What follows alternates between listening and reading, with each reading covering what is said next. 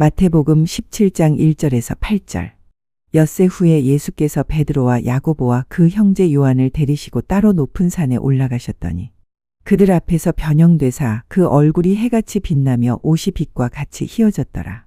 그때에 모세와 엘리야가 예수와 더불어 말하는 것이 그들에게 보이거늘 베드로가 예수께 여쭈어 이르되 주여 우리가 여기 있는 것이 좋사오니 만일 주께서 원하시면 내가 여기서 초막 셋을 짓되 하나는 주님을 위하여 하나는 모세를 위하여 하나는 엘리야를 위하여 하리이다. 말할 때에 호련히 빛난 구름이 그들을 덮으며 구름 속에서 소리가 나서 이르시되 이는 내 사랑하는 아들이요 내 기뻐하는 자니 너희는 그의 말을 들으라 하시는지라. 제자들이 듣고 엎드려 심히 두려워하니 예수께서 나아와 그들에게 손을 대시며 이르시되 일어나라 두려워하지 말라 하시니 제자들이 눈을 들고 보매 오직 예수 외에는 아무도 보이지 아니하더라. 오늘 우리가 함께 나눌 말씀은 마태복음 17장 1절부터 8절까지의 말씀입니다. 말씀의 제목을 그의 말을 들으라. 오직 예수 이렇게 잡았는데요. 작은 제목으로는 변화산 사건입니다. 변화산 사건, 변화산에서 일어난 일과 그 주신 말씀을 가지고 오늘 이야기를 함께 나눠보겠습니다. 자, 본문 같이 읽어보죠. 1절부터 엿새 후에 예수께서 베드로와 야고보와 그 형제 요한을 데리시고 따로 높은 산에 올라가셨더니 그들 앞에서 변형되사 그 얼굴이 해같이 빛나며 옷이 빛과 같이 희어졌더라. 그때에 모세와 엘리야가 예수와 더불어 말하는 것이 그들에게 보이거늘 베드로가 예수께 여쭈어 이르되 주여 우리가 여기 있는 것이 좋사오니 만일 주께서 원하시면 내가 여기서 초막 셋을 짓되 하나는 주님을 위하여 하나는 모세를 위하여 하나는 엘리야를 위하여 하리이다. 말할 때에 호련히 빛나는 구름이 그들을 덮으며 구름 속에서 소리가 나서 이르시되 이는 내 사랑하는 아들이요 내 기뻐하는 자니 너희는 그의 말을 들으라 하시는지라. 제자들이 듣고 엎드려 심히 두려워하니 예수께서 나와 그들에게 손을 대시며 이르시되 일어나라 두려워하지 말라 하시니 제자들이 눈을 들고 보매 오직 예수 외에는 아무도 보이지 아니하더라. 아멘. 이 말씀이 들어있는 17장은 이제 모두 내용상 5개의 문단으로 구성이 되어 있는데요. 그 5개를 좀 이렇게 나누어 보면 지금 바로 첫 번째가 이 변화산 사건입니다. 높은 산에서 예수님이 영광스러운 모습으로 변형되신 그 이야기가 하나 있고요. 또 두 번째로는 그 말라기에서 말한 그 엘리야가 이미 왔다라고 이제 주님이 제자들에게 가르쳐 주시는 장면이 하나 있습니다. 그런데 이제 사람들이 그 미리 온 엘리야를 알지 못하고 임의로 대우했다. 즉 죽였다. 세례 요한이 죽음을 당했잖아요. 그런 것처럼 이제 나도 곧 그런 고난을 받을 것이다 라는 말씀을 하시는 장면이 두 번째입니다. 세 번째로는 예수님이 산에서 내려오셔서 귀신 들린 아이를 고쳐주시는 장면이 있습니다. 그리고 제자들의 믿음 없음을 꾸짖으시지요. 믿음이 겨자씨만한 작은 한 알 그만큼만 있어도 산을 능히 움직일 수 있을 것이다. 그런데 너희는 참 믿음이 없구나. 이런 말씀을 하시는 장면입니다. 그 다음에 네 번째가 그리고 나서 내가 다시 죽을 것이고 부활하게 될 것이다 라는 말을 다시 한번 제자들한테 얘기를 하십니다. 그리고 마지막 5번째 내용이 뭐냐면 그 예수님과 베드로가 성전세를 내는 장면이 나옵니다. 돈이 없어서 어떻게 했습니까? 바다에 가서 낚시를 해가지고 물고기를 잡으니까 물고기 입속에 한 세겔이 들어있어서 반 세겔씩 두 사람 몫을 냈죠. 예수님과 베드로의 몫을 성전세를 내는 장면. 그렇게 해서 17장이 구성되어 있습니다. 그 중에서 이제 첫 번째 내용, 변화산 사건에 대해서 우리가 이야기를 나눠보고자 하는 것입니다. 이 변화산 사건은 이제 사복음서 중에 세 개의 복음서에 기록이 되어 있습니다. 지금 우리가 보고 있는 마태복음, 그 다음에 마가복음, 누가복음 이렇게 세 개의 복음서에 기록되어 있고 요한복음에는 빠져 있습니다. 마태복음은 17장에 있고 마가복음과 누가복음은 9장에 있습니다. 나중에 한번 이렇게 여러분들 비교하면서 읽어보시면 좋겠습니다. 자, 본문을 보면 첫 번째 제1절이 이렇게 되어 있죠. 엿새 후에 예수께서 베드로와 야고보와 그 형제 요한을 데리시고 따로 높은 산에 올라가셨더니 이렇게 되어 있습니다. 여기는 이제 변화산 사건의 시간, 인물, 장소가 딱 소개되어 있죠. 시간은 어떻습니까? 엿새 후에. 그 다음에 인물들은 누구예요? 예수님과 세 제자. 그리고 장소는 높은 산이라고 하는 곳에서 이제 이야기가 만들어지는 것입니다. 그런데 엿새 후에란 말은 뭐냐 하면은 그 마가복음과 마태복음 이 두 개의 복음에는 엿새 후에라고 되어 있고 누가복음에는 8일쯤 후에라고 되어 있어요. 조금 차이가 있는데 이게 어떤 사람들이 이렇게 계산을 하더라고요. 마태와 마가는 첫날과 끝날을 계산에 넣지 않고 누가는 넣었다. 그래서 비록 이틀 차이가 있지만 이게 결국은 그 얘기다. 그렇게 이제 받아들이더라고요. 어쨌거나 그 엿새 후에라고 했으니까 엿새 전에 무슨 일이 있었다는 거잖아요. 그럼 엿새 전에 무슨 일이 있었어요? 예수님이 질문하셨죠. 사람들이 나를 누구라 하더냐? 너희는 나를 누구라 하느냐? 그러니까 제자들이 신앙 고백을 하잖아요. 주는 그리스도시요 살아계신 하나님의 아들이십니다. 그 신앙 고백을 듣고서 예수님이 뭐라고 하셨어요? 이 반석 위에 내가 교회를 세우겠다. 그렇게 얘기를 하셨죠. 그리고 나서 내가 예루살렘에 올라가서 죽음을 당하고 또 3일 후에 부활하게 될 것이다 라는 말씀을 하니까 베드로가 뭐라고 그랬어요? 안 돼요. 아니 되옵니다. 그러시면 안 됩니다. 예수님은 우리의 왕으로 이 나라를 구하셔야 됩니다. 내가 막을게요. 예수님도 능력이 있는데 왜 그런 걸 물리치지 않으시고 스스로 돌아가시겠다고 말씀하십니까? 라고 딱 앞을 딱 붙잡고서 항변을 했어요. 항변. 그러니까 예수님이 뭐라고 그랬어요? 다 아시잖아요. 사탄아 물러가라. 유행어가 됐지 않습니까? 사탄아 물러가라. 너는 나를 넘어지게 하는 자로다. 그러고 나서 이제 베드로가 반성을 하고 하는 장면이 이제 그 앞에 16장에 있었는데 그러고 난 엿새 후에 이 일이 일어났다는 겁니다. 근데 왜 엿새일까요? 엿새라는 그 기간을 마태, 마가 다 엿새라고 했고 누가도 사실상 엿새라고 기록을 했는데 특히 마태복음을 중심으로 얘기를 해보면 마태복음은 그 복음의 대상, 복음을 전하고자 하는 대상이 누구였어요? 유대인이었죠. 유대인이었습니다.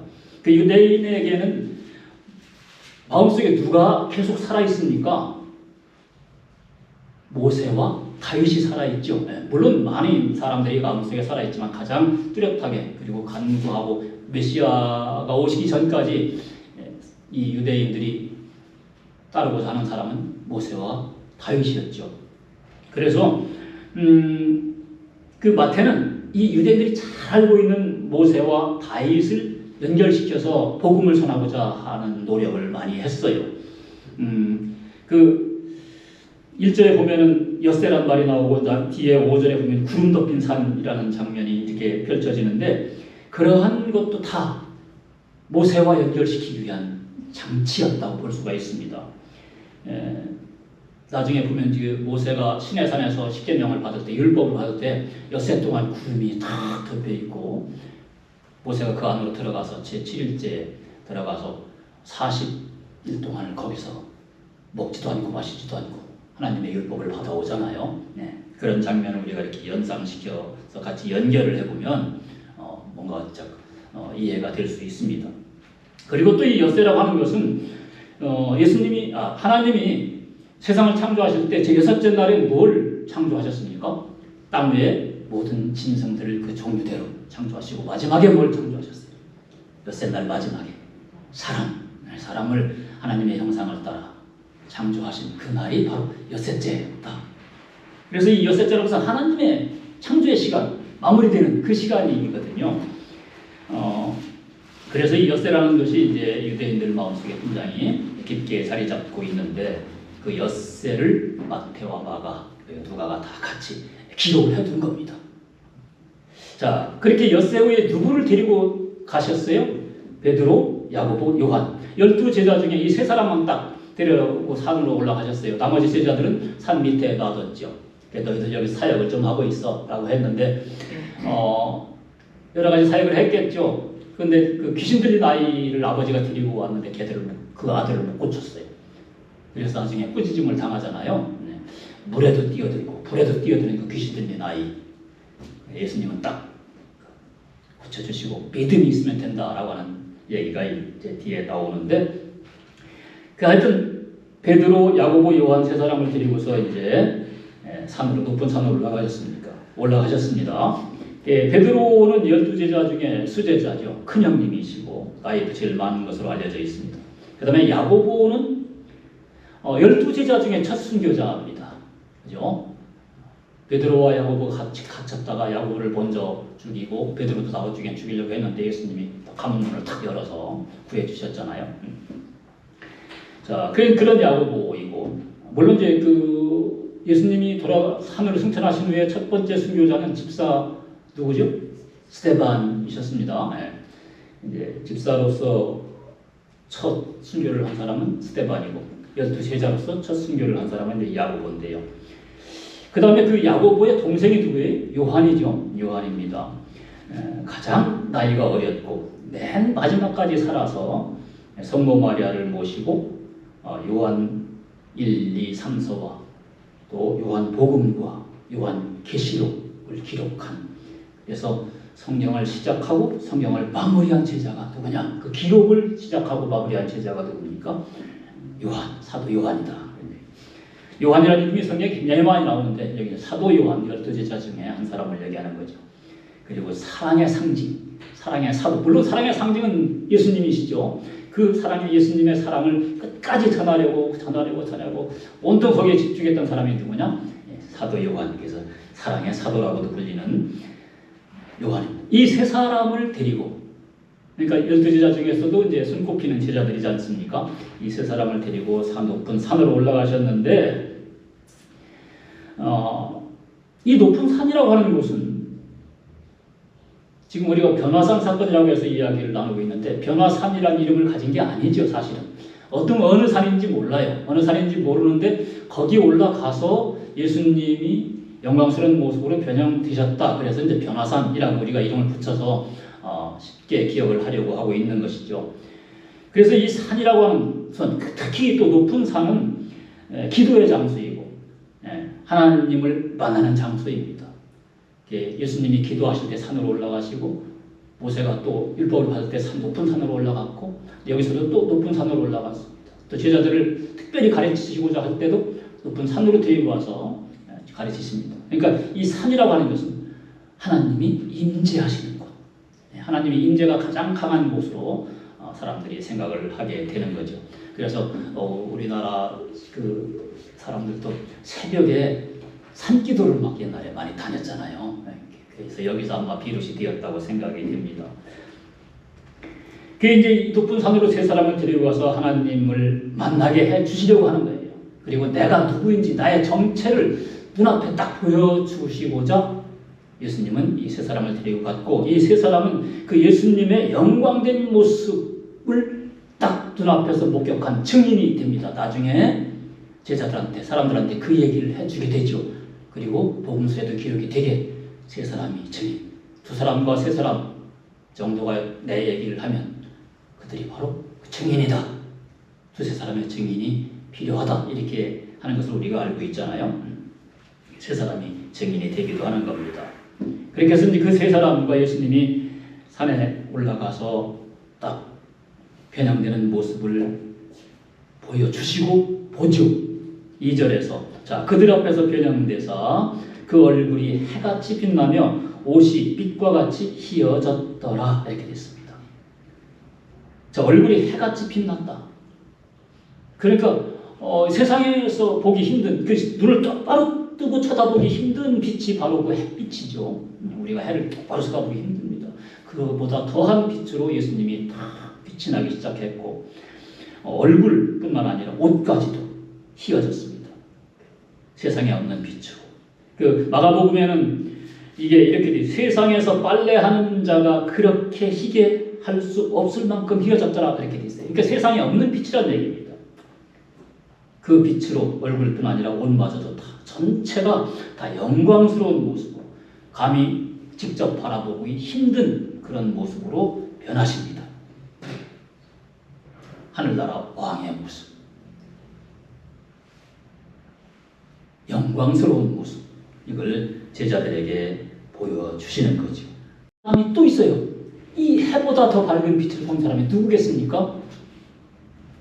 사도행전에 보면 사울, 바울 되기 전에 사울이 다메섹 도상에 딱 그 빛을 보게 되는 거죠. 그리고서 아주 정신이 없어져가지고 말에서 굴러 떨어지죠.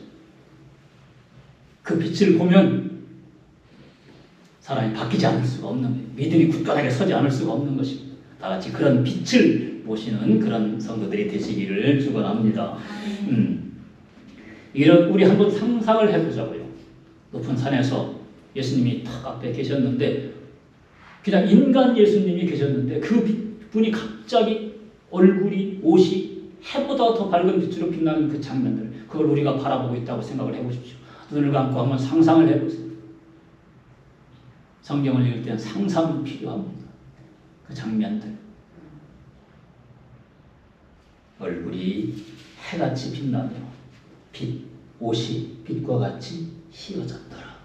상상을 한번 해보면 큰 감동이 밀려오고 마치 우리가 실제로 그 빛을 보는, 회개하기 전에 사울이 그 빛을 만났을 때의 그 장면, 그 느낌, 또 이 세 제자들이 받았던 그런 느낌, 놀라움, 이런 것들을 우리가 함께 느껴볼 수 있지 않을까 싶습니다. 자, 그런데 그뿐이 아니고 또 어떤 일이 일어났어요? 3절에서 그때에 모세와 엘리야가 예수와 더불어 말하는 것이 그들에게 보이거늘. 모세, 엘리야, 꿈에도 그리는 사람들의 이름이지 않습니까? 그리스도인들에게는. 물론 제일 위에는 하나님, 성부, 성자, 성령 하나님이 계시고 그 아래로 모세, 엘리야, 다윗, 아브라함 다 마음속에 숭상하는 그런 인물들인데 그 사람들이 눈앞에 딱 나타난 거예요. 그리고 예수님을 보조하듯이 옆에 딱 서서 얘기를 하는 거지. 무슨 얘기를 합니까? 마태복음에는 무슨 얘기를 했는지 내용은 말하지 않았는데 누가복음에 보면 내용이 나왔어요. 누가복음의 9장을 보면 뭐 얘기했어요? 예루살렘에서 장차 별세하실 것에 대해 얘기했다. 그렇게 나와 있어요. 그거를 제자들이 보고 듣는 거죠. 얼마나 놀라운 충격이었겠습니까? 모세는 출애굽의 지도자, 그죠? 하나님의 율법을 받은 사람, 이스라엘 백성을 구원해낸 사람. 그래서 이스라엘 백성들의 마음속에 율법으로, 오경으로 늘 살아있는 그런 지도자입니다. 그 다음에 엘리야는 어떤 사람이에요? 선지자의 대표입니다. 살아서 하늘에 오른 사람. 이 엘리야가 오면 구세주가 오신다는 말기가 말라기에 기록되어 있어요. 그 두 사람의 역할이 뭡니까? 모세와 엘리야. 율법의 대표 모세, 선지자의 대표 두 사람이 여기서 나타나서 이야기를 하는 것을 보여주는 이유가 뭐냐? 예수님이 바로 창조주 하나님, 그리스도시고 살아있는 하나님의 아들이다라는 것을 증언해주는 두 사람이 나타난 겁니다. 그것도 보통 사람들이 아니죠. 모세와 엘리야가 증언을 제자들에게 보여준 거예요. 야, 봐, 우리가 증언하고 있잖아.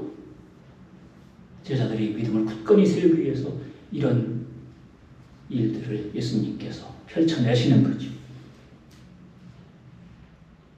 그리고 그 장면을 증언하는 사람들이 또 새 제자가 되는 것이고, 예수님을 증언한 사람은 모세와 엘리야이고, 그 증언을 본 것을 또 증명하는 사람들이 새 제자가 되고, 그리고 복음서에 기록이 되고, 그런 연결점들을 우리가 찾아볼 수가 있습니다. 이제 4절에서 보면은 베드로가 딱 그 모습을 보고서 예수님한테 말씀을 드리죠. 자, 베드로가 예수께 여쭈어 이르되 주여 우리가 여기 있는 것이 좋사오니 만일 주께서 원하시면 내가 여기서 초막 셋을 짓되 하나는 주님을 위하여 하나는 모세를 위하여 하나는 엘리야를 위하여 하리이다 그랬습니다. 누가복음을 역시 또 보면은 이 말을 어느 순간에 모세가 하느냐 하면 모세가 하는 게 아니 베드로가 이 말을 어느 순간에 하느냐 하면 모세와 엘리야가 바로 떠나자마자 이 얘기를 합니다. 사람과 동시에 베드로가 그러는 거죠. 여기가 좋사오니. 드디어 베드로의 또 다른 유행어가 여기서 탄생을 한 것이 우리가 늘 그러잖아요. 여기가 좋사오니. 베드로는 유행어가 참 많아요. 베드로가 제일 많이 흔들린 사람, 물론 다른 제자들도 베드로보다 더 흔들렸겠죠. 그런데 이제 베드로가 대표적으로 이제 기력이 많이 되어서 그런데 베드로는 흔들릴 때마다 또 무슨 결정적인 일이 있을 때마다 유행어를 만들어내요. 그죠? 사탄아 물러가라. 물론 예수님이 하신 말씀입니다만 그걸 만들어낸 계기를 준 사람이 이제 베드로지 않습니까? 그 다음에 여기 나오는 여기가 좋사오니. 그 다음에 예수님 잡히신 날 밤에 3번을 부인하잖아요. 나 그 사람 몰라. 나 예수님 몰라. 이것도 유행어가 됐어요. 나 예수님 몰라. 자, 그 다음에 또 어떤 유행어가 있어요. 주는 그리스도시요 살아있는 하나님의 아들입니다. 그 다음에 로마에서 복음서에는 없지만 전해지는 얘기로 코바디스. 주여 어디로 가시나이까. 영화로도 만들어지고 그랬잖아요. 주여 어디로 가시나이까. 그 다음에 예수님이 부활해서 바닷가에 고기 잡는 제자를 불러가지고 고기를 구워주시면서 이제 식사를 같이 하고 베드로한테 묻잖아요. 베드로야, 시몬아, 네가 나를 사랑하느냐? 3번을 묻잖아요. 처음에 한 번, 2번은 막 자신있게 딱딱딱딱 얘기를 했어요. 그죠? 이거 사랑하죠. 사랑하죠. 3번째 또 예수님이 똑같이 네가 정녕 나를 사랑하느냐 그러니까 이때 갑자기 기분이 쎄해져가지고 대답을 제대로 못하고서 뭐라 그래요? 주께서 아시나이다. 그죠? 주께서 아시나이다. 그러니까 주님이 뭐라 그래요? 내 양을 먹이라. 그 부탁을 하시잖아요. 베드로한테. 베드로에게 하신 말씀이 베드로를 중심으로 놓고 하신 말씀이 유명한 게 또 우리가 지난주에 했던 거예요. 내가 이 반석 위에 교회를 세우리라. 그 다음에 네가 먹여라. 대표적으로 베드로한테 그 말씀을 하시는 그런 유행어들이 베드로에게서 막 이렇게 많이 나왔어요. 인간 베드로. 우리도 그런 유행어들을 만들어낼 수 있을까요?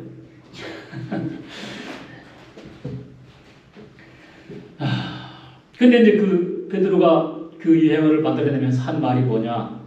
초막 셋을 짓겠다 그랬어요. 모세, 엘리야, 예수님을 위해서 초막 셋을 짓겠다 그랬는데 이 말을 사실은 베드로가 제정신에서 한 말은 아니었어요. 굉장히 흥분되고 충격을 받은 상태에서 그 말을 했어요. 제정신이 아니었어요. 왜 제정신이 아니었는지를 알 수 있느냐 하면 누가복음을 보면 역시 이제 누가복음인데요. 누가복음을 보면 이렇게 되어 있어요. 자기가 하는 말을 자기도 알지 못하더라. 그렇게 기록되어 있어요. 그러니까 이제 좀 더 깊이 들어가 보면 베드로는 아직도 예수님이 왜 이 일을 하신지를 모른다는 거예요. 마음 깊이 깨닫지 못했다는 거죠. 예수님의 마음을 아직도 모르고 있다. 그러니까 신앙이 아직 성숙되지 않은 그런 베드로의 모습을 우리가 또 여기서 볼 수가 있습니다. 그런데 아주 작지만 여기서 우리가 찾아볼 수 있는 베드로의 중요한 변화를 하나 얻을 수가 있습니다. 뭡니까? 베드로가 주께서 원하시면 이런 말을 했어요. 우리가 흔히 그냥 쉽게 읽고 넘어갈 수 있는데 사탄아 물러가라 라는 꾸짖음을 받을 때는 대뜸 예수님의 팔을 붙잡고 안 돼요! 그랬다고 그래요. 안 돼요. 그런데 여기서는 내가 죽을 거야 라는 충격보다 더 큰 충격을 보고서도 제정신이 아닌 상태였지만 그래도 한마디 더 새로운 말을 합니다. 뭐라고요? 주께서 원하시면. 그리 마옵소서 안 돼요. 해서 주께서 원하시면으로 바뀌는 거죠. 작지만 아주 큰 의미를 저는 여기서 봤습니다. 베드로가 조금씩 믿음을 향해 변해가는, 믿음이 세워져 가는 과정을 볼 수가 있습니다.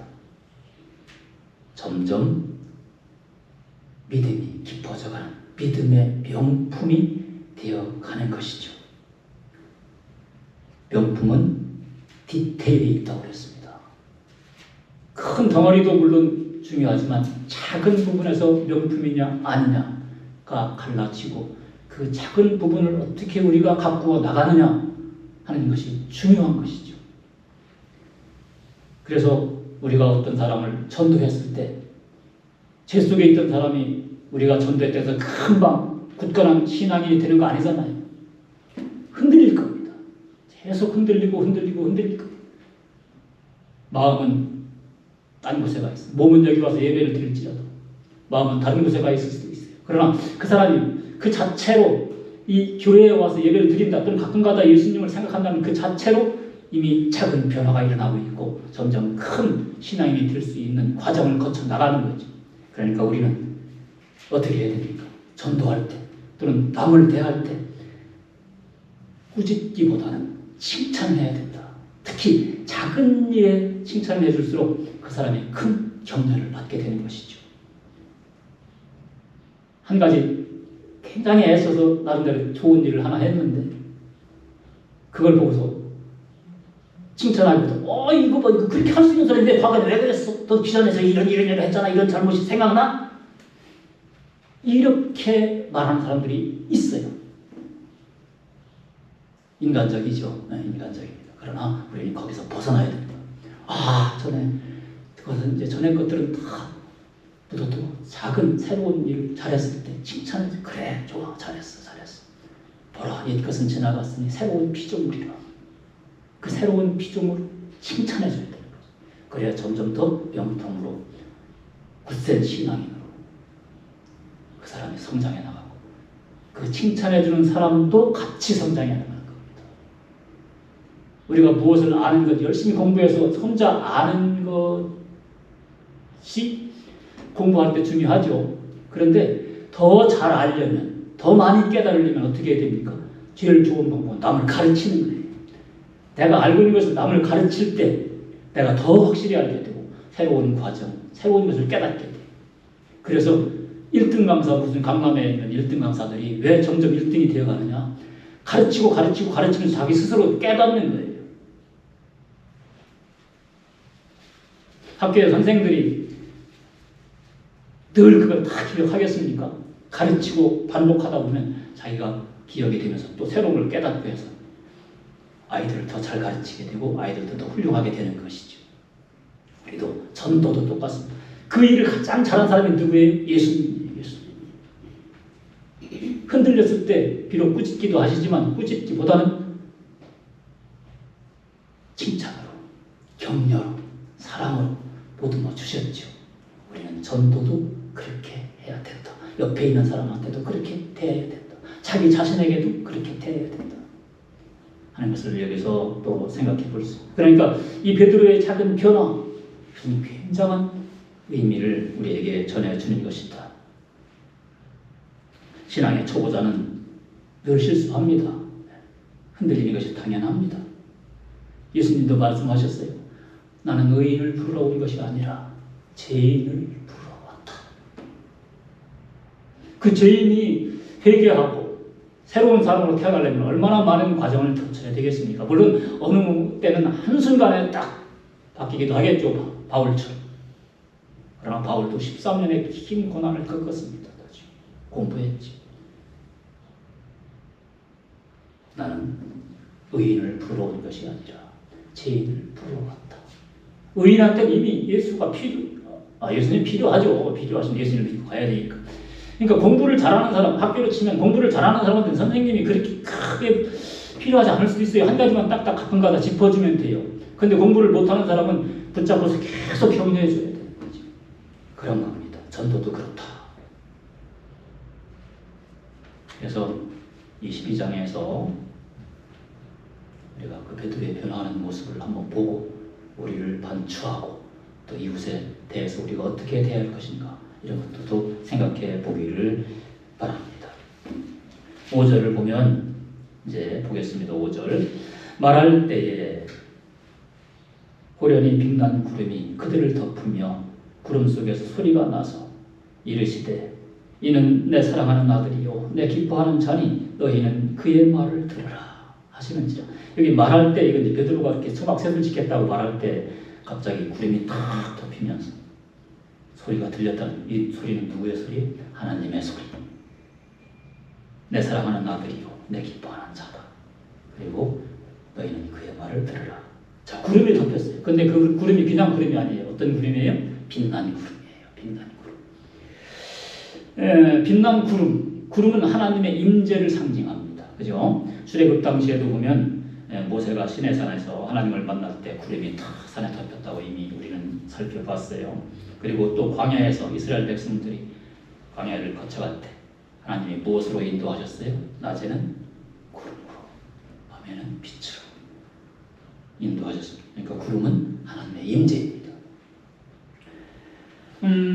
출애굽기 24장을 보면 15절, 16절을 보면 이런 장면이 기록되어 있어요. 15절부터 한번 같이 보겠습니다. 모세가 산에 오르매 구름이 산을 가리며 여호와의 영광이 시내산 위에 머무르고 구름이 엿새 동안 산을 가리더니 일곱째 날에 여호와께서 구름 가운데서 모세를 부르시니라. 자, 이 장엄한 구름 속에서 들리는 말씀이 뭐였어요?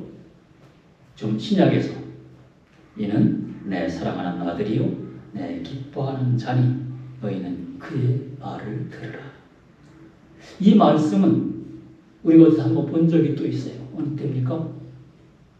신약성경 첫 부분에 예수님이 세례를 받으시는 장면 똑같죠. 똑같습니다. 성부 하나님이 하신 말씀 똑같이 있어요. 그러니까 하나님이 뭘 다시 한번 확인해 주시느냐? 예수님이 살아있는 하나님의 아들이다. 이것을 다시 한번 확인해 주시는 겁니다. 내 아들이야. 너희들이 구원자야. 너희들을 구원해 줄 사람이야. 그러니까 그의 말을 들어. 그의 말을 들어라. 그의 말이 뭡니까? 그의 말. 당시 제자들한테는 성경이 신약 성경이 없었어요. 그죠? 지금 우리가 비교해 보면 여러 차례 얘기를 드렸습니다만 신약 성경이 없었어요. 그래서 앞으로 무슨 일이 일어날지 왜 예수님이 이 일을 하시는지를 몰라요. 그냥 그 닥친 일들에 계속 충격을 받고 놀라고 어떤 때는 좌절하고 어떤 때는 환호하고 그래요. 근데 우리는 이미 다 알고 있어요. 신약 성경 27권이 있지 않습니까? 그래서 예수님이 처음부터 끝까지 어떤 일을 하셨는지를 다 알고 그 결과를 다 알아요. 그러니까 우리가 그의 말을 듣기가 더 좋은 상황에 처해져 있는 거죠. 생각해보면 이걸 왜 12제자이면서 제자라고 하는데 왜 예수님의 말을 못 알아들어? 라고 우리가 문득 생각할 수도 있지만 사실은 그들에게는 그게 다 처음에 겪어보지 못한 일들을 겪어보는 거예요. 그러니까 놀라고 좌절하고 과연 이 말이 진짠가? 이게 의심하게 되고 그러는 거죠. 그러면서 그들이 점점 굳건해져가는 그 과정. 그걸 우리는 사실은 다 알고 있고 그들은 몰랐고. 그러니까 그들이 그때 그렇게 그런 어려움 속에서 믿음을 갖고 마지막에 주님을 위해서 순교하는 장면까지 12제자가 갔다는 것은 굉장히 우리에게 봤을 때는 엄청난 일인 것이죠. 그리고 그렇게 그 제자들을 키워낸 예수님.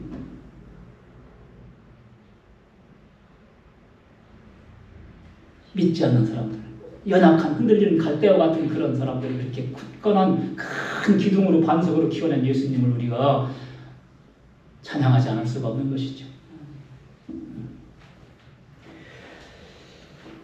그래서 하나님도 말씀하시는 게 그의 말을 들어라. 제발 좀 들어라. 제발 들어라. 이 여기서 들으라는 얘기는 그냥 듣기만 하라는 얘기는 아니죠. 따라라. 믿어라. 순종해라. 그런 얘기죠. 하나님이 창조하신 그들의 형상을 따라서 창조하신 그 사람들 아담부터 생각해 보면 참 징그럽게 하나님의 말을 안 들었어요. 그죠? 참 안 들었어요. 아담 그랬죠. 가인 그랬죠. 그 뒤로 쭉 가면서 광야에서 구원을 받은 그 이스라엘 백성들마저도 먹을 거, 입을 거, 마실 거 다 주는데도 불구하고 안 믿었어요. 조금만 고난이 닥쳐면 그냥 대들고 흔들리고 과거로 돌아가고 싶다고 얘기를 했어요. 말했지만 정말로 어떻게 보면 참 징그러울 정도로 안 믿었다 이런. 그래서 하나님이 독생자 예수를 보내고 그들을 구원하려고 하고 큰 사랑으로 보듬으면서 얘들아 제발 내 말 좀 들어라 이렇게 얘기를 하시는 겁니다. 그러니까 그저 믿고 따르면 되는 거예요. 믿으면 구원을 받을 수가 있는 건데 그 당시 사람들은 물론 지금의 많은 사람들도 그걸 모르고 있는 것이죠. 히브리서 11장을 보면 이런 말씀이 있어요. 11장 1절에 믿음은 바라는 것들의 실상이요 보이지 않는 것들의 증거다. 네, 우리 다 알고 계시지 않습니까? 네. 그냥 믿으면 되는 것인데 그 우리가 바라는 것들이 탁 이루어지는 건데 3절을 보면 또 이런 말씀도 있어요. 히브리서 3장 11장 3절 같이 읽어볼까요? 시작. 믿음으로 모든 세계가 하나님의 말씀으로 지어진 줄 우리가 아나니 보이는 것은 나타난 것으로 말미암아 된 것이 아니니라. 우리 눈앞에 보이는 것, 눈앞에 나타나 있는 것 그것만이 전부가 아니다. 다 하나님의 말씀으로 보이지 않는 것까지 다 이루어져. 그 믿으면 된다. 그런 얘기죠.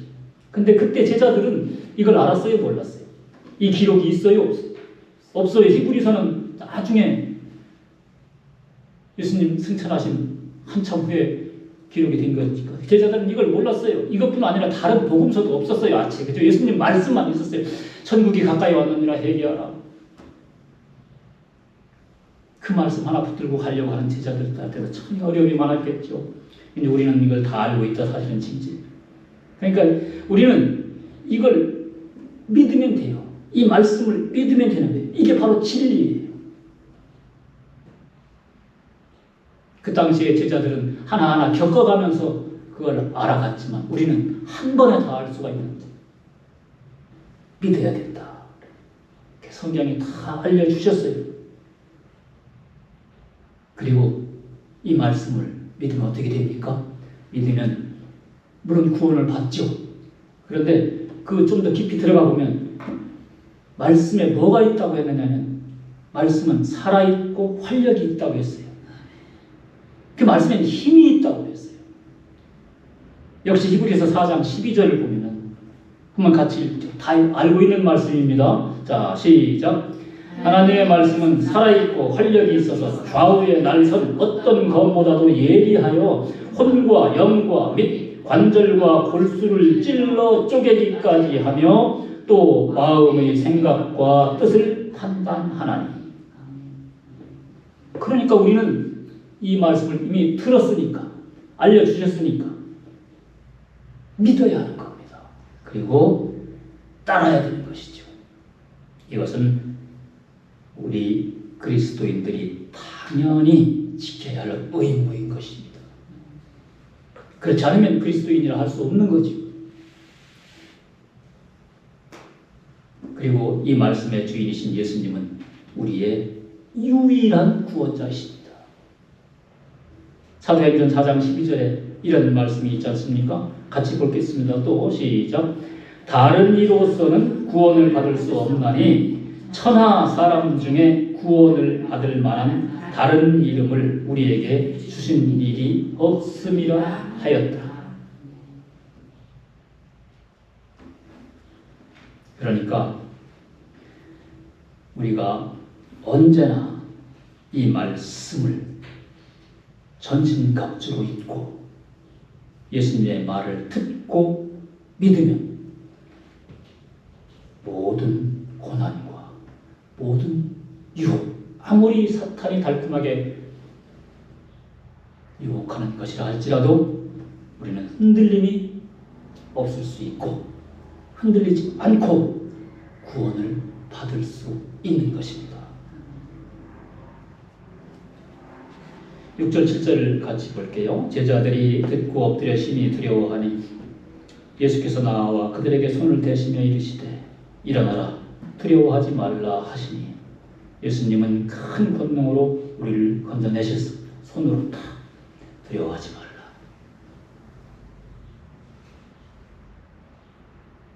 두려움에서 건져내시는 분이 예수님이심을 알 수가 있습니다.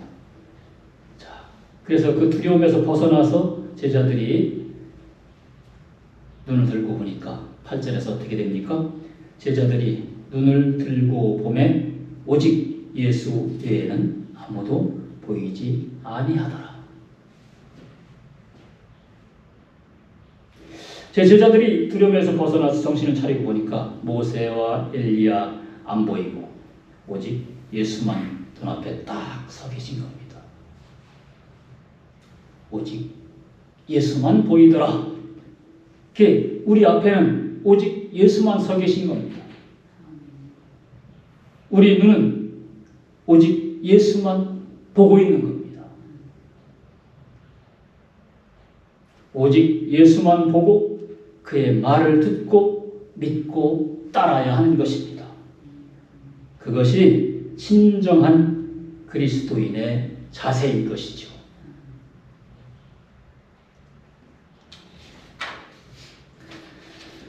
모세, 엘리야 훌륭한 인물들입니다.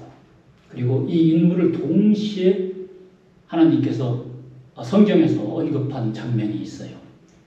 구약의 끝부분에서 그런 언급을 합니다. 말라기 4장 4절 5절 그 부분을 한번 보면은 모세와 엘리야가 서로 다른 시대에 있었는데 같이 언급이 됩니다. 그걸 한번 보겠습니다.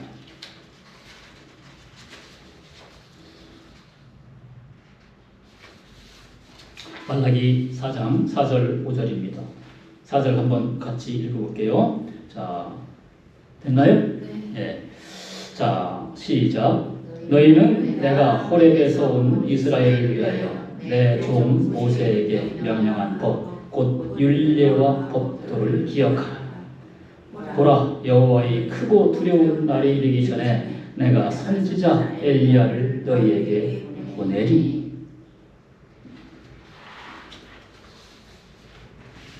구약 성경의 끝에서 이 말씀을 하십니다. 그리고 신약 성경의 예수님 사역의 중간에서 딱 그 전환점이 되는 곳에서 이 두 사람을 예수님과 함께 제자들에게 보여주십니다. 그러니까 얼마나 확실한 증인이 되는 겁니까? 그리고 하나님이 얼마나 분명하게 제자들한테 이 이야기를 눈으로 보게 하여 주시는 겁니까? 그렇게 하면서 그의 말을 들어라. 그의 말을 들어라. 그의 말씀을 들어라. 그러니까 우리가 지금 이 상황에서도 그것에서 벗어날 수가 없죠. 그 하나님의 말씀에서 들어야 되는 겁니다. 믿고 따라야 되는 것이죠. 오늘 우리는 그 예수님이 모세, 엘리야와 더불어서 함께 있으시면서 영광스러운 모습으로 변형되는 변화산 사건의 말씀을 함께 나눴습니다. 예수님은 왜 제자들 앞에서 이 영광스러운 모습으로 변형되는 것을 보여주셨을까요? 다 알고 짐작하고 계시겠지만 그 흔들리는 제자들, 이 제자들을 굳건히 세우기 위해서입니다. 보여주시는 겁니다. 그리고 성부 하나님의 확인까지 받게 하는 겁니다. 너희는 그의 말을 들어라. 그는 내 내 사랑하는 자여 기뻐하는 자다. 확인까지 해주시는 거죠. 그런 확인을 믿고 그 말씀을 믿고 우리가 따르면 어떻게 됩니까? 우리는 세상에서 흔들리지 않고 그 흔들리지 않는 정신을 가지고 딱 눈을 들고 보면 누구만 보이게 되느냐? 오직 예수만 보이는 것이다. 예수 외에는 아무것도 보이지 않게 된다는 겁니다. 우리에겐 지금 신약성경 27권이 다 있습니다. 그리고 그 성경은 처음부터 끝까지 일목요연하고 일관되게 예수님이 구세주이신 것을 증언하고 있습니다. 문제는 우리가 그 말을 믿느냐 안 믿느냐 하는 데에 있습니다. 예수님은 명령하십니다. 내가 너희를 사랑한 것 같이 너희도 서로 사랑하라. 하나님을 사랑하고 이웃을 사랑하라. 그리고 땅끝까지 이르러 내 증인이 되라고 명령하셨습니다. 지금 우리가 해야 할 일 무엇입니까? 바로 그 예수님의 명령을 따르는 겁니다. 오직 예수만 보는 겁니다. 그의 말을 듣는 것이죠. 하나님을 사랑하고 이웃을 사랑해야 하는 것입니다. 특히 죄인을 사랑해야 합니다. 없어졌으면 좋겠어. 저 사람은 꼴도 보기 싫어. 이런 사람이 눈앞에 있지요. 더 옆에 있을 수 있습니다. 아주 가까운 사람 중에 있을 수도 있고 좀 멀리에 있을 수도 있습니다. 찾아가다 보면. 그런데 그 죄인을 사랑해야 됩니다. 사랑해서 주님 안으로 그들을 인도해야 되는 것이죠. 흔들리는 자를 찾아서 흔들리지 않게 해줘야 되는 것입니다. 그러려면 어떻게 돼요? 그들에게 예수를 전하고 내가 그를 사랑하고 그가 예수를 사랑하게 만들어야 되죠. 그것이 바로 우리의 사명이고 우리가 구원의 길에 굳건히 서는 유일한 길임을 우리는 늘 잊지 말아야 하겠습니다. 사랑하는 우리 금빛교회 성도 여러분, 그의 말을 들으면 오직 예수만 보입니다.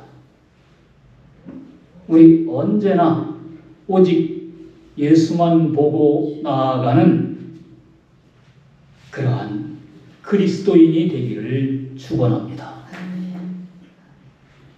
기도하겠습니다.